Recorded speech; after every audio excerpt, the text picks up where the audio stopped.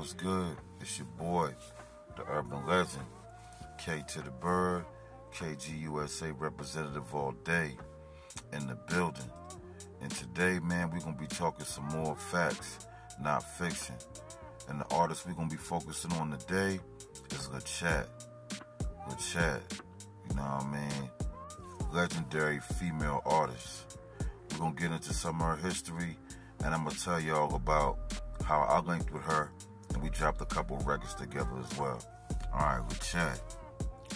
LaChat, aka Chastity Daniels, grew up in Memphis, you know what I mean? Memphis, Tennessee.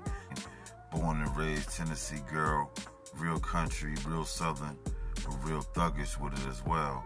But that thug girl that got good manners and good qualities, you know, good black woman qualities, you feel me?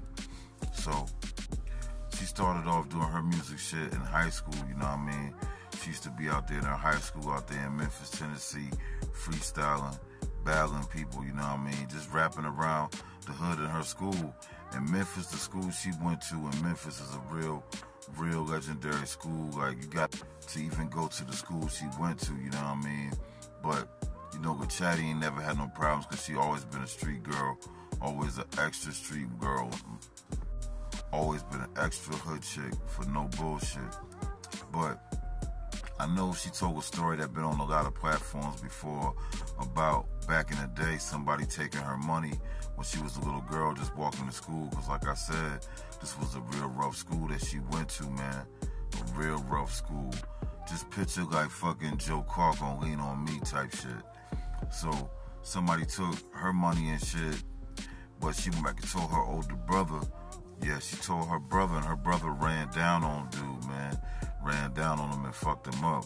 And she said when she was there, she saw her brother tearing his ass off.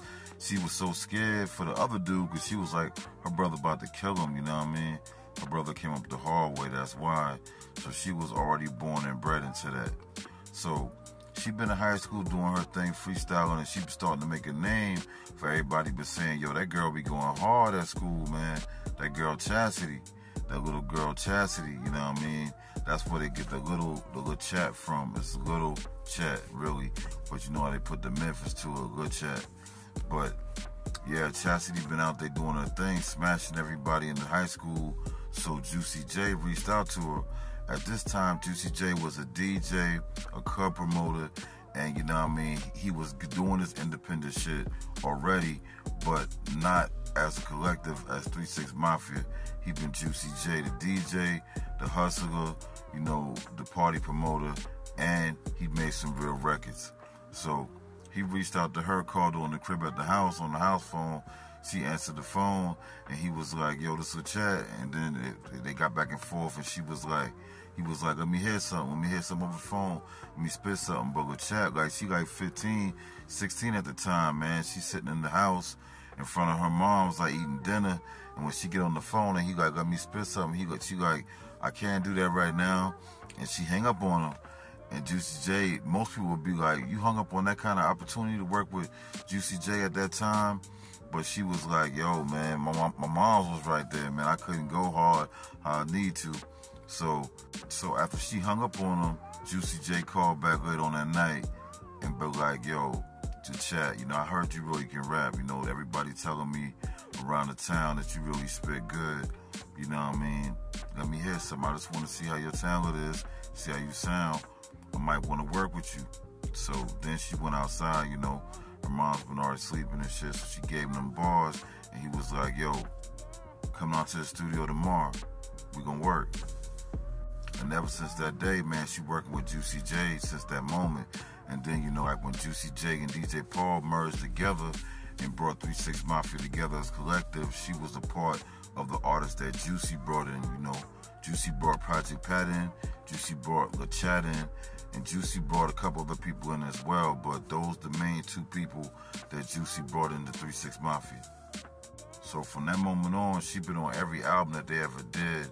On the first album they did, Mystic Style, she was on there doing her thing, representing, holding it down for the South, you know, bringing that lyrical shit.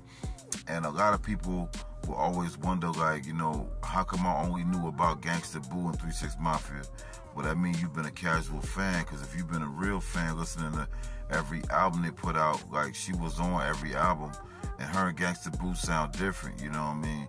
Gangsta Boo, rest in peace, is a full legend, you know. She got her own style, and when 3 6 Mafia first came out, she was the artist that stood out the most in the group, not Juicy and not Paul. I would say you gotta give it to Gangsta Boo. She was a major pillar in its success when they went commercial, or not commercial, went global. So rest in peace to Gangsta Boo. But LaChat used to always hold her own with Gangsta Boo in the tracks. If Gangsta Boo was on that same album killing some shit, LaChat always on that same album killing some shit, you know, with some good shit, lyrical shit. And she got that tone, she got that voice, and her shit just hard, and the way she ride the beat is dope. So after the Mystic Styles album, you know what I mean, they put out, you know, When the Smoke Clears album, and 3 6 Mafia as a whole. And when they dropped When the Smoke Clears album, she was featured on that album a lot more than the first album. So then people been starting to recognize, like, yo, that girl LaChat kind of hard. So then they did that movie Choices. And when they did the Choices movie, she was in there, you know, giving her face to who she is as the artist as well. She was in that movie, and they did a soundtrack, and she was all over that soundtrack. The best part of that soundtrack, in my personal opinion, is like her Project Pat songs, you know. They kind of shined on that Choices album, you know what I mean? And after that, they said, man, we got to get LaChat her own solo album. So they dropped LaChat's first solo album, which was called Murder She Spoke. Yeah, Murder She Spoke. For the real supporters and the real fans out there that know about LaChat, this shit was a real solid album, you know, it was real good. A lot of production by Paul, you know, a lot of production by Juicy, a couple other different people from Memphis, home base, and it just was a solid project, you know what I mean? I think it was real solid, you know, but it didn't do what it needed to do commercially, you know, or to the world, you know, mainstream-wise. You know, it was just kind of an underground album that kind of bubbled, but it never got that mainstream success that it needed. So she kept on doing her thing, man. After that, LaChat just kept on being focused, working with DJ Paul and Juicy. Then she landed a big record on the Baby Boy soundtrack, This My Baby Daddy, with her and Juicy, and they killed that shit, you know. If you don't know that song, man, you gotta look that shit up, you know. That's My Baby Daddy. And she had that you know thing too, you know what I mean? Even though Gangsta Boo used to do that a lot, they both used to do that yeah ho, or that you know. You know what I mean? The ad-lib, they had good ad-libs, you know what I mean? LaChat used to hit the you know more though, and Gangsta Boo used to hit that yeah ho. But it's crazy, man. They both used to kill the shit, man. So after she did that, the success off the Baby Boy soundtrack, you know, she was working on some more shit, so they dropped another album on her. And that shit was when she split ways from Juicy, when she kind of wanted to go independent, because she was getting asked to do features with Yo Gotti around the same exact time, you know. And Yo Gotti and 3 6 Mafia wasn't really seeing eye to eye at that time. But, you know, with Chad, she been, like, she a part of the group, but she ain't get all the accolades and all the financial benefits of the group. So she had to do what she had to do to keep her career going and make money. So on Yo Gotti's first mainstream album, Back to the Basics, she featured on there like 3 songs, I believe. 3 songs, and she wanted to go independent, so she had to go independent by herself to do the shit with Yo Gotti, because Juicy J and Paul wasn't having that shit at the time, you know, when they had a disagreement with Yo Gotti. But anyway, after she did a couple songs with Yo Gotti, she had a buzz on the mixtape circuit, you know what I mean? She did a lot of songs with Gotti, she did a lot of songs with Gucci Mane. She did like a whole damn near project with Gucci Mane. There's so many songs she did with Gucci Mane around this time. But after all of that success, she dropped an independent album called The Hood Homegirl. Yeah, The Hood Homegirl. If you never heard The Hood Homegirl, you should look that up, man. It's a real solid project, you know what I mean? It didn't do what it was supposed to do commercially, you know what I mean? But it was still a solid project, man. It got a lot of love, a lot of support, you know. I was one of the people that supported it. I was one of the people that bought that shit. So, You know, to me, it was a real solid album, and the shit went hard, and she still wasn't slacking not one bit. She was still consistently pushing her brand, and that shit was fire. Yeah, so after the Hood Homegirl, man, she just kept on pushing her line, doing independent releases. Well, at that time, she did a lot of independent mixtapes, you know, featured on a lot of artist shit like Young Jock, Gucci Man, a lot of people, man. She just been grinding out there doing her thing. I even think she got a couple records with Young Dolph. Rest in peace, Young Dolph. She got a couple records with Young Dolph when he was coming up in his grind around that same time. So anyway, after all of that, around that same time, that was like 2K15, 2K16, she dropped another album, independent, called Murder She Spoke, Volume 2. Now, this album right here, Murder She Spoke, Volume 2, this shit was pretty solid, you know what I mean? Had a lot of features with her and Gangsta Boo, had a lot of features where Crunchy was on there, had a couple features where Paul was on there, and Pat was on there as well. You know, it was a pretty good album, you know what I mean? But she shined in that album, you know what I mean? It just had little choruses and features here and there, but mostly the album was her, and it was hard. And I like the records that she did with Gangsta Boo around that time, because right after that, her and Gangsta Boo did an album together, a collaboration album together. It was a mixtape originally, but it's like an album because it had all original beats, all original music, and all original lyrics. But back then, niggas used to give that shit out for free if they've been really just wanting that project to be pushed. But this was like a real album, and that shit was, you know, with her and Gangsta Boo. Classic album, it was the Witch Project. You should look that up too, you know, it was hard. But anyway, after that, man, she just been doing her thing, independent, grinding, you know, still living in Memphis, still living in Tennessee. She worked with a lot of independent artists that I've known personally, a lot of independent artists that I've worked with. She worked with a lot of people, you know what I mean? She very humble, like to show love to people that she like their creativity. You know, she one of them people that I say, she put the music first over the fame and popularity and shit like that. So, at the time, in 2016, 17, that's when I first, you know, linked with Pat. Matter of fact, me and Pat met in 2015. And we was there doing our shit, doing our music, me and Project Pat. And, you know, one time I reached out to her and I was like, you know, I was doing something with Pat at the time. We was in Atlanta doing a video. So I reached out to her and I was like, yo, you know, I want to do something with you. And then she'd be like, I'm going to hit up Pat and see if everything cool and see if you really who you saying you is and you and Pat really cool like that and you rocking. And I, you know, maybe I'll be interested in doing it with you. That's what she hit me up with at first. Then she said she talked to Pat and she said, Pat said you was a good dude. You know what I mean? Y'all did a lot of good business. And you know what I mean? He said you like fam.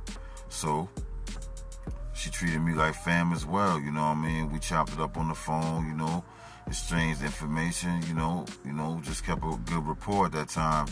And then about a year or two later, maybe 2 years later, I was working on a certain project at the time, and I was working with this artist, new artist I was trying to bring into my team that I was working with named The Hustler's Wife. And she a female artist, but she sing that hard shit. Kind of reminds me of the way LaChat raps. So I was like, yo, it'd be good to have LaChat on this record, because my homegirl, The Hustler's Wife, she never really put nothing out there majorly, so nobody really had heard of her at the time, besides in my area independently, because, you know, she been doing her independent thing, performing at shows and shit like that, and performing at bars and clubs. That's how I met her. And, you know, I was just like, yo, I want to get her in the studio and try to put something out, really, like some real shit with her, like some real professional shit. So I said, what other artists would go good with this hard-ass female singer that I got? And I said, it gotta be LaChat. So I reached out to LaChat and I was like, you know, there's somebody I'm working with. And I said, I'm gonna sing you the chorus. Let me know how you think she sound. And LaChat loved it. And she was like, man, I'm jumping on this immediately. Let's do the record for it. You know, we were supposed to do a video for it and everything, but somehow, you know, it was around that COVID time shit. We couldn't really travel out there and make the video happen with The Hustler's Wife. But we got the record done, man, you know, and that record was called Alpha Boss. Alpha Boss. You know, that was a real hard record that we did. Me, LaChat, and The Hustler's Wife. LaChat came through, murdered the verse, You know what I mean? The beat was produced by King Kevin in Atlanta. Shit was a banger, man. Shit was some fire. And after that moment, man, we had a good relationship. So, like, we worked on other records together as well. Like, she appeared on my Bird Print album, like, twice. We had a song called Everything You Not, and we had a song called Boss. Yeah, we had a song called just Boss. Yeah, and that shit was hard too, man. So with Chat, always been a real person, and she always been down to earth, real humble, real respectable. And that's why I say, like, you know, I call her a Chat, but I mean, I feel like I can call her Chastity, man, 'cause she a real down to earth person, you know. And I've been seeing lately, she been kind of going through it because we lost, you know, one of the most important female Southern artists in the game that we had was Gangsta Boo. And we lost her, and I know they were really friends and family, so sending prayers out to the Chat, man, sending her healing energy, the best healing energy in the world, and hoping she get comfort. You know what I mean? All my condolences go to Gangsta Boo family and everybody on the team. And I just wanted to give y'all a little bit of information about the Chat, you know. She a legend in her own right as well, too. And I'm honored to have multiple records with her that you all should go motherfucking stream right now and stop playing. You know what I'm saying? And that's all we doing for the day, man. Facts, not fiction. It's your boy, K to the Bird, signing out.